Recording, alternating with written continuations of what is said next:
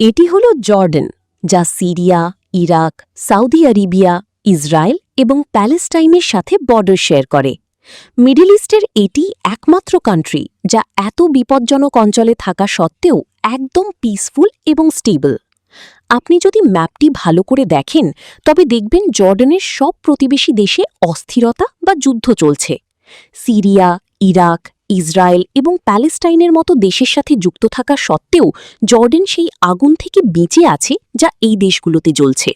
কিন্তু কেন? যদিও হাজার বছর ধরে জর্ডান একটি দুর্বল দেশ ছিল যার উপর অনেক সাম্রাজ্য আক্রমণ করেছে, কারণ এটি জেরুসালেম এবং হেব্রনের মতো পবিত্র শহরগুলোর পথে পড়ে। এই শহরগুলোতে পৌঁছানোর জন্য ব্যাবিলোনিয়া, মুসলিমস, ক্রুসেডার্স এবং অটোমান এম্পায়ার এই রুটটিই ব্যবহার করেছে। তাহলে আজ জর্ডান এত পিসফুল এবং স্টেবল কেন? এই প্রশ্নের উত্তর জর্ডানের জিওগ্রাফি, হিস্ট্রি এবং এর কিছু পলিসির মধ্যে লুকিয়ে আছে। প্রথমে আমরা জর্ডানের জিওগ্রাফি বুঝি। জর্ডানের 75% এলাকা মরুভূমি এবং এটি মিডল ইস্টের অন্যতম শুষ্ক দেশ, যেখানে সারা বছরে 245 মিলিমিটারের কম বৃষ্টি হয়। জর্ডানের মাত্র 12% জমি কৃষিকাজের যোগ্য এবং এ কারণেই এর 70% খাবার বাইরে থেকে ইম্পোর্ট করা হয়। জর্ডানের 90% মানুষ এই 12% জমিতেই বাস করে এবং বাকি এলাকা প্রায় জনশূন্য। প্রাকৃতিক সম্পদের দিক থেকেও জর্ডান খুব একটা ভাগ্যবান নয়। যেখানে পুরো মিডল ইস্ট তেল এবং গ্যাস রিজার্ভে সমৃদ্ধ, সেখানে জর্ডানে মাত্র একটি গ্যাস ফিল্ড আছে, যা দিয়ে তাদের মাত্র একটি পাওয়ার প্ল্যান্ট চলে। বাকি সব এনার্জি বাইরে থেকে ইম্পোর্ট করতে হয়। ভৌগোলিক এবং সম্পদের দিক থেকে জর্ডান সম্ভবত মিডল ইস্টের সবচেয়ে দুর্ভাগা দেশ। কিন্তু এই প্রতিকূলতাই জর্ডানকে একভাবে নিরাপদ রেখেছে, কারণ যেখানে কোনো সম্পদ নেই সেখানে গ্লোবাল সুপার পাওয়ারগুলো কেন সরাসরি বা পরোক্ষভাবে যুক্ত হবে, যেমনটা সিরিয়া বা ইরাকে হচ্ছে? একইভাবে আমরা যদি জর্ডানের ইতিহাস দেখি তবে তা বর্তমান পরিস্থিতির ঠিক উল্টো।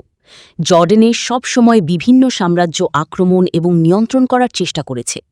3000 বছর আগে এখানে অ্যামন, মোয়াব এবং ইডম নামের 3টি কিংডম ছিল, কিন্তু কিছুকাল পরেই এই 3টি কিংডম অ্যাসিরিয়ান এম্পায়ারের নিয়ন্ত্রণে চলে যায়। এরপর ব্যাবিলোনিয়ান্স এই এলাকা দখল করে। 5ম শতাব্দীতে এটি পার্সিয়ান এম্পায়ারের অধীনে যায় এবং পরে গ্রিকসরা পার্সিয়ানসদের হারিয়ে এটি দখল করে।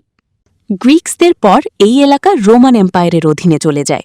এরপর 6ষ্ঠ শতাব্দীর শেষ পর্যন্ত রোমান এবং পার্সিয়ান এম্পায়ারের মধ্যে যুদ্ধের পর 7ম শতাব্দীতে মুসলিমসরা উভয় সাম্রাজ্যকে হারিয়ে এটি নিজেদের নিয়ন্ত্রণে নেয়। পরবর্তী 400 বছর এটি মুসলিমদের অধীনে ছিল। 1100 শতাব্দীতে ক্রুসেডার্সরা এসে এটি দখল করে। 1200 শতাব্দীতে মুসলিমরা আবার এটি পুনরুদ্ধার করে এবং 1500 শতাব্দী পর্যন্ত এটি ইজিপশিয়ান মামলুকসদের অধীনে ছিল। অবশেষে 1600 শতাব্দীতে এটি অটোমান এম্পায়ারের নিয়ন্ত্রণে যায় এবং 20 শতাব্দী পর্যন্ত তাদের অধীনেই ছিল। অটোমান এম্পায়ারের সময়ে একটি সমস্যা ছিল যে তাদের এই এলাকার ওপর বিশেষ কোনো ফোকাস ছিল না, কারণ জেরুজালেম যাওয়ার রাস্তা ছাড়া এই এলাকা তাদের কাছে প্রায় মূল্যহীন ছিল। এখানে কোনো উন্নতি না হওয়ায় স্থানীয়দের মধ্যে ক্ষোভ ছিল এবং তারা 1900, 1905 এবং 1910 সালে বিদ্রোহ করার চেষ্টা করে, যা অটোম্যানসরা দমন করে। কিন্তু স্থানীয় জর্ডানিয়ানরা এই আঘাত ভোলেনি এবং ফার্স্ট ওয়ার্ল্ড ওয়ারে তারা অটোমান এম্পায়ারের বিরুদ্ধে ব্রিটিশ এম্পায়ারকে সাহায্য করে। যুদ্ধ শেষে জর্ডান ব্রিটিশ এম্পায়ারের কলোনি হয়ে যায় এবং 1946 সাল পর্যন্ত তাদের অধীনে থাকে।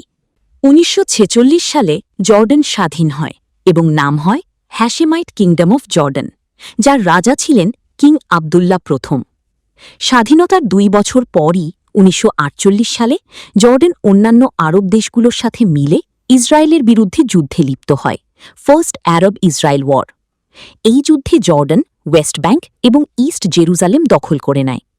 1967 সাল পর্যন্ত এগুলো জর্ডানের অংশ ছিল, কিন্তু 1967 সালের 6 ডে ওয়ারে ইসরায়েল আক্রমণ করে West bank, Golan Heights, Sinai এবং গাজা দখল করে নেয়। 1970 এবং 1973 সালেও জর্ডান এবং ইসরায়েলের মধ্যে যুদ্ধ হয়, যাতে জর্ডানের অনেক ক্ষতি হয়। এই সময়ে হাজার হাজার প্যালেস্টিনিয়ান রিফিউজি জর্ডানে আশ্রয় নেয়। 1999 সাল পর্যন্ত জর্ডানে অনেক রাজনৈতিক ও অর্থনৈতিক অস্থিরতা ছিল। এরপর কিং আবদুল্লাহ সেকেন্ড ক্ষমতায় এসে আমূল পরিবর্তন আনেন। তিনি জনগণের নিরাপত্তা এবং কল্যাণকে সর্বোচ্চ অগ্রাধিকার দেন। আজ বৃষ্টির অভাব সত্ত্বেও ৯৯% মানুষ পরিষ্কার পানি পায়। জর্ডানের হিউম্যান ডেভেলপমেন্ট ইন্ডেক্স ০.৭৪, যা অনেক প্রতিবেশীর চেয়ে বেশি।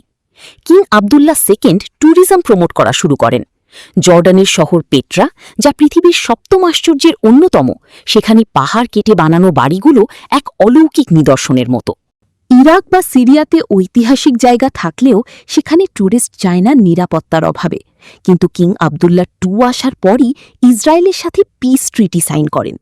এর ফলে জর্ডান স্বয়ংক্রিয়ভাবে ইউকে এবং ইউএসের মিত্র হয়ে যায় এবং ফিন্যান্সিয়াল এইড পেতে শুরু করে। ইসরায়েলের সাথে শান্তি চুক্তি করা একটি দুধারী তলোয়ারের মতো ছিল, কারণ বাকি আরব বিশ্ব এর বিরুদ্ধে ছিল। কিন্তু আরব দেশগুলো জর্ডানের বিরুদ্ধে কোনো অ্যাকশন নেয়নি, কারণ জর্ডান পুরো বিশ্বে সবচেয়ে বেশি রেফিউজি আশ্রয় দেওয়া দেশগুলোর একটি। জর্ডানে ৩০ লাখ প্যালেস্টিনিয়ানস, সিরিয়ানস এবং হাজার হাজার ইরাকিজ, চেচেন্স ও আর্মেনিয়ানস বাস করে। যদি জর্ডান এদের আশ্রয় না দিত, তবে তারা সৌদি আরেবিয়া বা অন্যান্য গালফ কান্ট্রিগুলোর জন্য সমস্যা তৈরি করত। এজন্যই আরব দেশগুলো জর্ডানের ওপর খুশি। এমনকি ২০১১ সালের আরব স্প্রিংয়ের প্রভাবও জর্ডানে কম পড়েছিল, কারণ রাজা তৎক্ষণাৎ জনগণের দাবি মেনে নিয়েছিলেন। কিন্তু বর্তমানে এই স্টেবিলিটি চ্যালেঞ্জের মুখে। গত ১ বছর ধরে জর্ডান কিছুটা প্রো ইসরায়েল অবস্থান নিয়েছে। গাজা যুদ্ধের ১ বছর পার হলেও জর্ডান একবারও গাজার ফিলিস্তিনিদের তাদের দেশে আসার অফার দেয়নি। সম্প্রতি যখন ইরান ইসরায়েলের ওপর মিসাইল অ্যাটাক করল, তখন জর্ডান অনেক মিসাইল তাদের এয়ার স্পেস থেকে ইন্টারসেপ্ট আটকে দেওয়া করেছে। এর ফলে প্যালেস্টিনিয়ানস এবং ইরানের মধ্যে জর্ডান সম্পর্কে নেতিবাচক ধারণা তৈরি হয়েছে। জর্ডানে থাকা ফিলিস্তিনিরা সরকারের বিরুদ্ধে বিদ্রোহ করতে পারে বলে আশঙ্কা করা হচ্ছে। কিং আবদুল্লাহ সেকেন্ড আসলে সিরিয়াতে ইরানের বাড়তে থাকা প্রভাবে চিন্তিত। তিনি মনে করেন সিরিয়ান সিভিল ওয়ারের জন্য ইরান দায়ী, যার কারণে লাখ লাখ সিরিয়ানকে জর্ডানে আশ্রয় দিতে হয়েছে। তিনি কোনোভাবেই জর্ডানের সীমান্তে ইরান বা ইরানি প্রক্সি সহ্য করতে পারবেন না, এমনকি এর জন্য যদি তাকে ইসরায়েলকে সাপোর্ট করতে হয় তবুও।